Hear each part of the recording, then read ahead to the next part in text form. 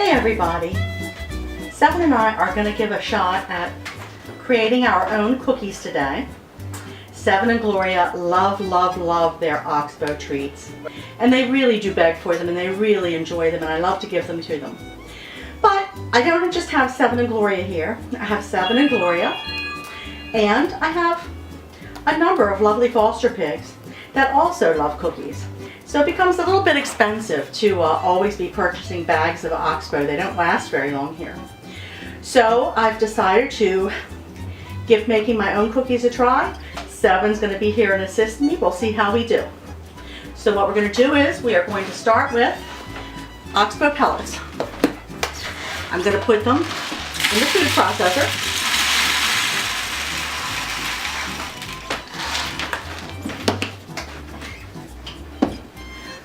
I'm going to put a hand on Seven because I have a feeling he's not going to like this too much. And then I think if we're all plugged in, we can just pulse this.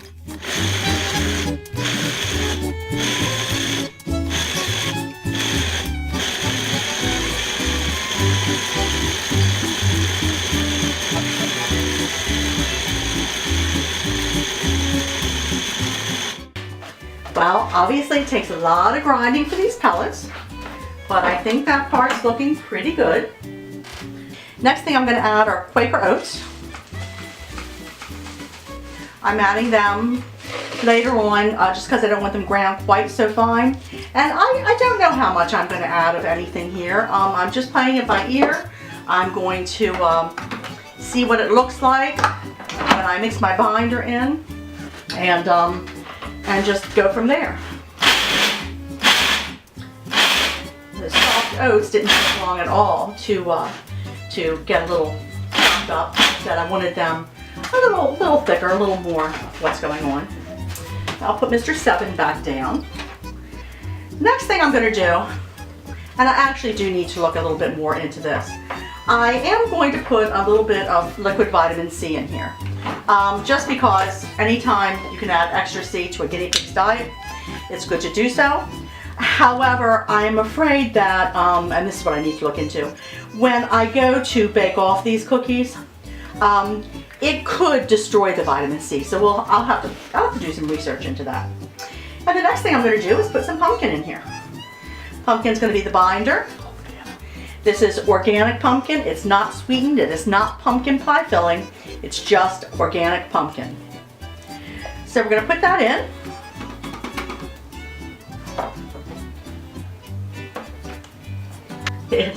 Seven, do you want to taste this pumpkin? Oh, he's not too sure. We're going to pulse again. So I was hoping this would come together into kind of a dough. And it looks like it is. I just think I'm going to put a little bit more pumpkin. I don't think it's quite as loose as I want it to be.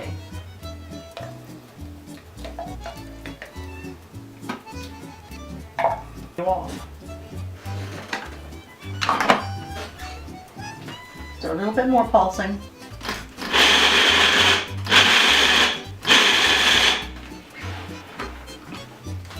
Whoop.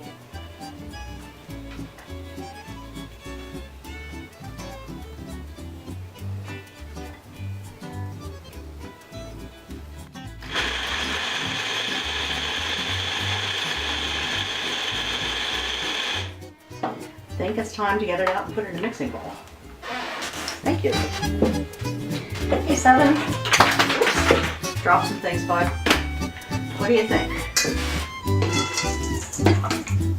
So what I'm going to do now is stir this around. Be sure that it's nice and moist, not wet. Because remember, since we have no preservatives or anything in this, we need to get all that moisture out of this. So we don't want to add too much binding agent so that we have to dry too much back out of it when we either put it in the oven or put it in a dehydrator. Well, we decided that the mixture was still a little bit too dry. I'm out of pumpkin, so I always have Bolt House carrot juice, 100% carrot juice in the house. So I'm going to add a little bit of that around on here. Mix it up some more. And I think we're just about where we want to be. When I press it, it's holding together. So I think that when I try to roll it between wax paper sheets with the rolling pin, we should probably be about there. Okay, 7, let's clean some things up, make a little bit of room, go on to the next step, huh? So I put some of the mixture out on wax paper. I'm going to put wax paper on the top.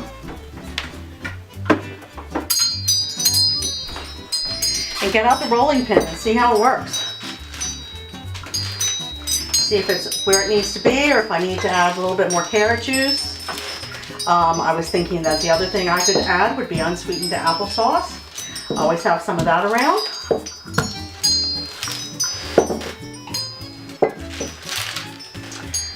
So then the next thing that I want to see if it'll do, is I want to see if I can take this,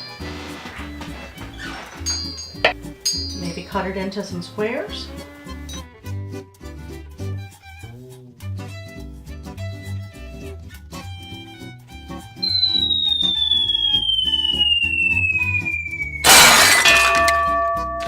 So I'm going to take a cookie sheet, and I'm going to take some parchment paper.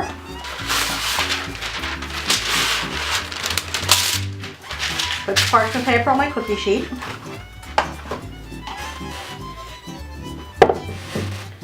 And then I'm going to put some of the mixture on there.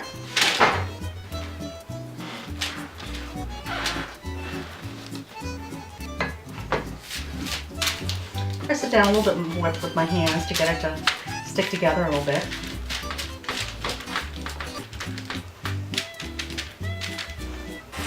Then I'm going to take some wax paper. Put it on the top. My rolling pin. Roll it out a little bit.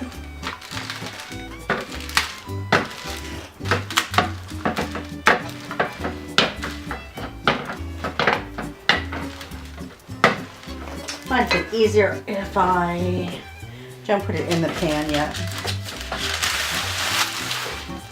I'm just learning as I go here, nothing that I've done before.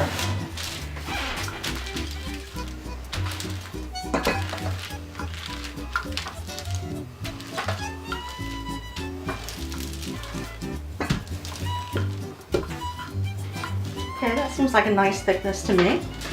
Take the wax paper off. And then I'm just going to take these loose edges, push them in.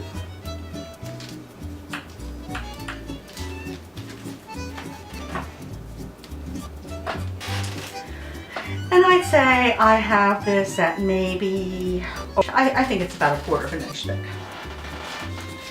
So we're going to take that, put it on a cookie sheet, and then we're going to put this in a low and slow oven, about 250 degrees, and then we'll see how it goes.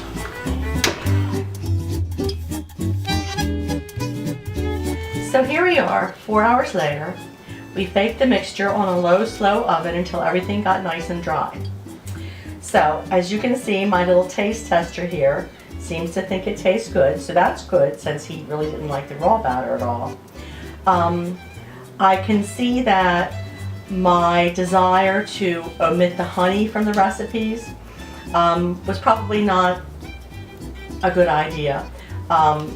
This is very loose and crumbly. I think 7 is still going to be happy to eat it, but, well, yes, he's obviously still happy to eat it, but there's still going to be a lot of crumbly stuff. So that's how this experiment turned out this time without the honey. So I guess we'll give it a try next week using some honey and see how that turns out. See if we get a product that stays together a little bit. I can't imagine, this recipe made 3 of these pans. So I think with a little bit of honey in there, a tablespoon or 2, I don't think that'll be too much to be a problem for them, but we'll see. Anyway, so 7 gives this recipe a pulse up whether it's holding together or not. So we have some amount of success there. Now we'll take it down and see what the rest of the guinea pigs think, if 7 leaves any for the rest of the guinea pigs.